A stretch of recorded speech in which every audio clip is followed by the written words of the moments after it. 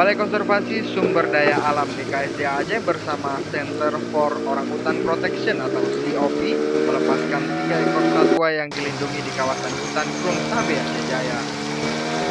3 ekor satwa yang dilepas liarkan meliputi 1 ekor burung, 1 ekor kukang, dan 1 ekor tupai jelarang. Pelepasan satwa dilindungi negara ini dilakukan setelah bawa koordinasi dengan Polsek Krung Sabe dan tokoh desa setempat.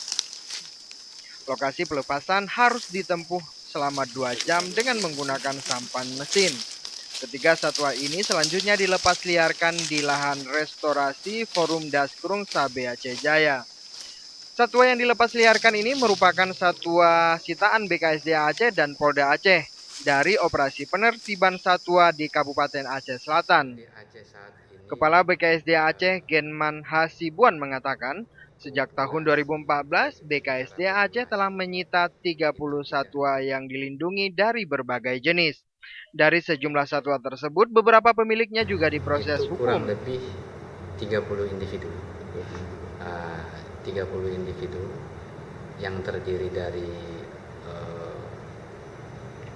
landak kemarin kita sita dari tersangka dan sekarang prosesnya lagi di kepolisian. Dari Aceh Jaya, Retno Sagito melaporkan untuk Aceh Video.